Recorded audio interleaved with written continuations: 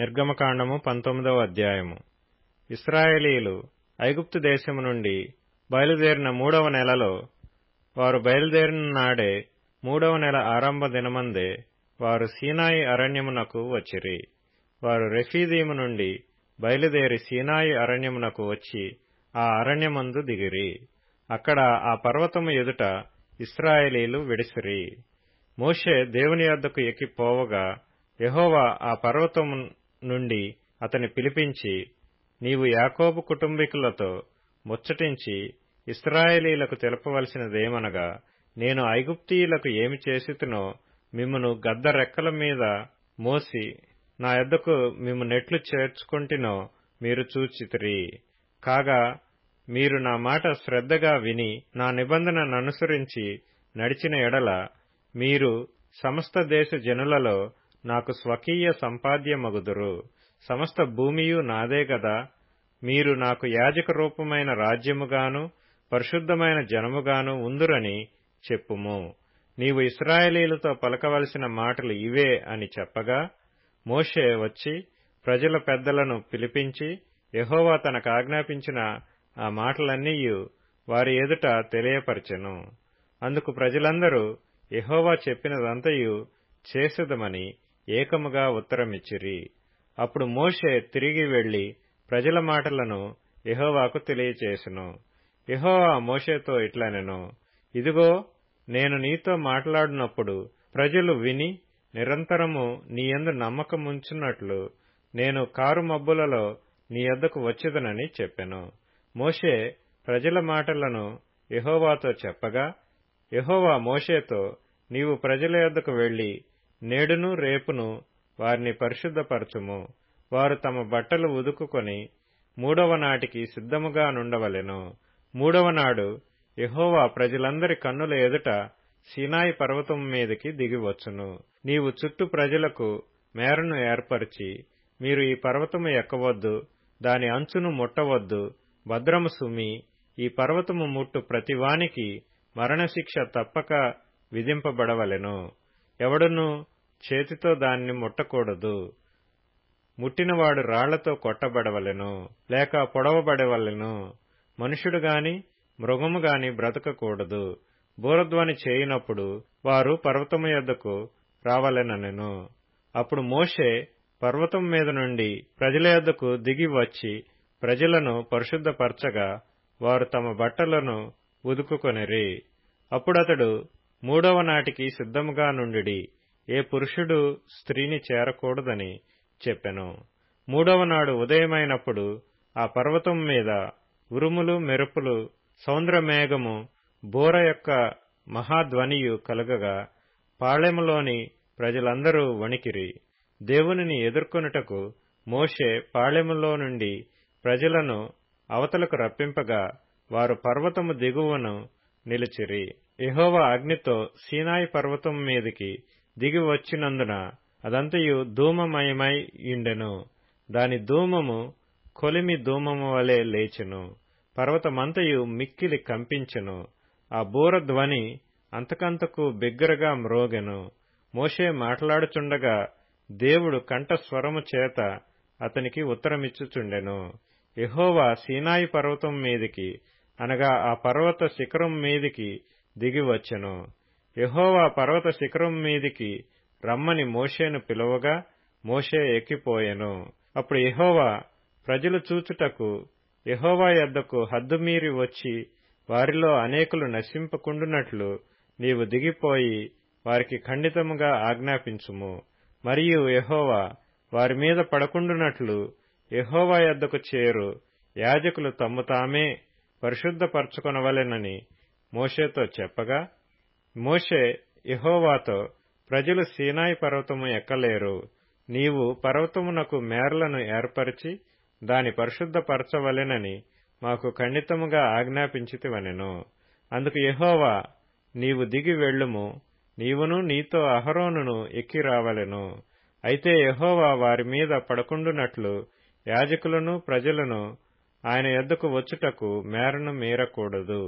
ఆయన వారి మీద పడునేమో అని అతనితో చెప్పగా మోషే ప్రజల యొద్దకు వెళ్లి ఆ మాట వారితో చెప్పెను. నిర్గమకాండము 20వ అధ్యాయము. దేవుడు ఈ ఆజ్ఞలన్నీయు వివరించి చెప్పెను. నీ దేవుడనైన యెహోవాను నేనే దాసుల గృహమైన ఐగుప్తు దేశములో నుండి నిన్ను వెలుపలికి రప్పించితిని. నేను తప్ప వేరొక దేవుడు నీకు ఉండకూడదు. పైన ఆకాశమందే కాని, క్రింది భూమియందే కాని, భూమి క్రింద నీళ్లయందే కాని విండు దేని రూపమునైనను విగ్రహమునైనను నీవు చేసుకొనకూడదు. వాటికి సాగిలపడకూడదు, వాటిని పూజింపకూడదు. ఎలయనగా నీ దేవుడనైన యెహోవానగు నేను రోషము గల దేవుడను. నన్ను ద్వేషించు వారి విషయములో 3-4 తరముల వరకు తండ్రుల దోషమును కుమారుల మీదికి రప్పించుచు, నన్ను ప్రేమించి నా ఆజ్ఞలు గైకొను వారిని 1000 తరముల వరకు కరుణించువాడనై ఉన్నాను. నీ దేవుడైన యెహోవా నామమును వ్యర్థముగా నుచ్చరింపకూడదు. యెహోవా తన నామమును వ్యర్థముగా నుచ్చరింపు వానిని నిర్దోషిగా ఎంచడు. విశ్రాంతి దినమును పరిశుద్ధముగా ఆచరించుటకు జ్ఞాపకముంచుకొనుము. 6 దినములు నీవు కష్టపడి నీ పని అంతయు చేయవలెను. 7వ దినమున నీ దేవుడైన యెహోవాకు విశ్రాంతి దినము. దానిలో నీవైనను, నీ కుమారుడైనను, నీ కుమార్తె అయినను, నీ దాసుడైనను, నీ దాసి అయినను, నీ పశువైనను, నీ ఇండ్లలోనున్న పరదేశీ అయినను ఏ పనియూ చేయకూడదు.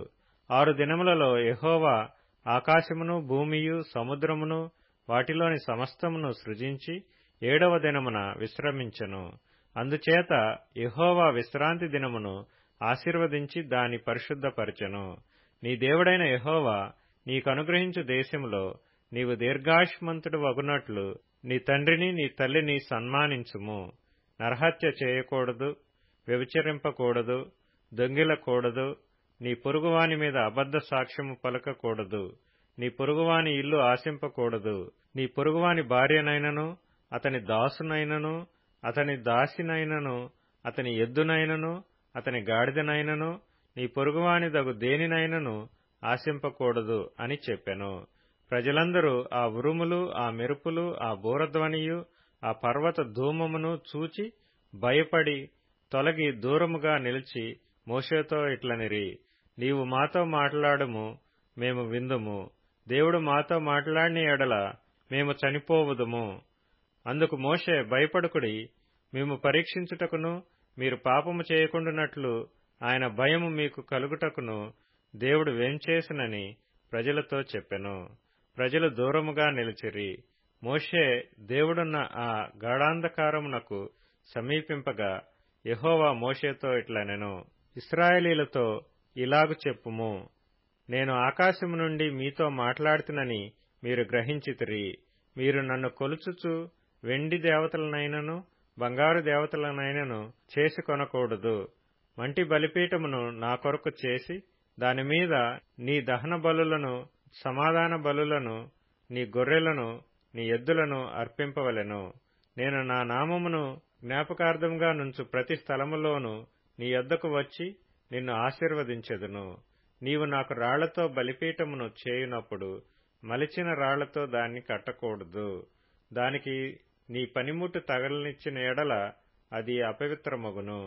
మరియు నా బలిపీఠము మీద నీ దిగంబరత్వము కనబడక ఇండునట్లు మెట్ల మీదుగా దానిని ఎక్కకూడదు. కీర్తనల గ్రంథం 18వ కీర్తన. ప్రజలు చేయు కలహములలో పడకుండా నీవు నన్ను విడిపించితివి. నన్ను అన్యజనులకు అధికారిగా చేసితివి.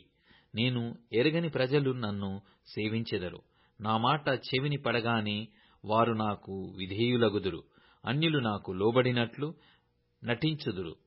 అన్యులు నిస్త్రాణ గలవారై వణుకుచు తమ దుర్గములను విడిచి వచ్చెదరు. యెహోవా జీవము గలవాడు, నా ఆశ్రయ దుర్గమైన వాడు స్తోత్రార్హుడు.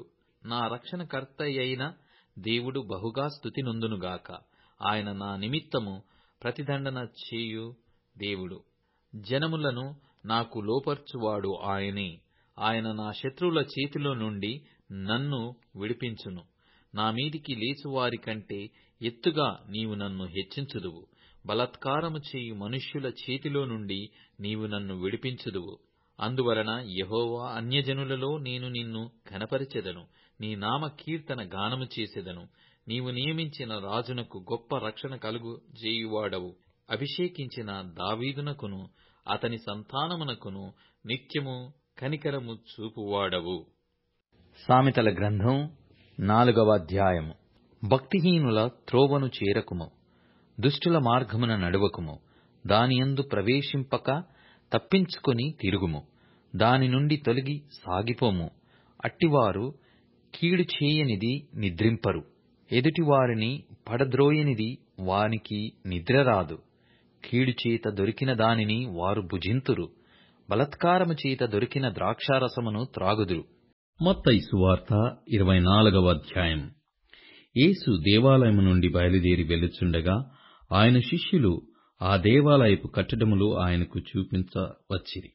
అందుకాయన, మీరు ఇవన్నీ చూచుచున్నారు గదా, రాతి మీద రాయి ఒకటి అయినను ఇక్కడ నిలిచియుండకుండా పడద్రోయబడునని మీతో నిశ్చయముగా చెప్పుచున్నానని వారితో అనెను. ఆయన ఒలీవ కొండ మీద కూర్చుండియున్నప్పుడు శిష్యులు ఆయన యొద్దకు ఏకాంతముగా వచ్చి, ఇవి ఎప్పుడు జరుగును? నీ రాకడకును ఈ యుగ సమాప్తికిని సూచన లేవని మాతో చెప్పమనగా, యేసు వారితో ఇట్లనెను, ఎవడునూ మిమ్మును మోసపరచకుండా చూచుకొనుడి. అనేకులు నా పేరట వచ్చి నేనే క్రీస్తునని చెప్పి పలువురిని మోసపరచెదరు. మరియు మీరు యుద్ధములను గూర్చియు యుద్ధ సమాచారములను గూర్చియు వినబోదురు. మీరు కలవరపడకుండా చూచుకొనుడి. ఇవి జరగవలసి ఉన్నవి గాని అంతము వెంటనే రాదు. జనము మీదికి జనమును, రాజ్యము మీదికి రాజ్యమును లేచును. అక్కడక్కడ కరువులను, భూకంపములను కలుగును. ఇవన్నీయు వేదనలకు ప్రారంభము. అప్పుడు జనులు మిమ్మును శ్రమల పాలు చేసి చంపెదరు. మీరు నా నామము నిమిత్తము సకల జనముల చేత ద్వేషింపబడుదురు. అనేకులకు అభ్యంతరపడి ఒకనికొకడు అప్పగించి ఒకనినొకడు ద్వేషింతురు. అనేకులైన అబద్ధ ప్రవక్తలు వచ్చి పలువురిని మోసపరిచెదరు. అక్రమము విస్తరించుట చేత అనేకుల ప్రేమ చల్లారును. అంతము వరకు సహించువాడెవడో వాడే రక్షింపబడును. మరియు ఈ రాజ్య సువార్త సకల జనములకు సాక్ష్యార్థమై లోకమందంతటను ప్రకటింపబడును. అటు తరువాత అంతము వచ్చును.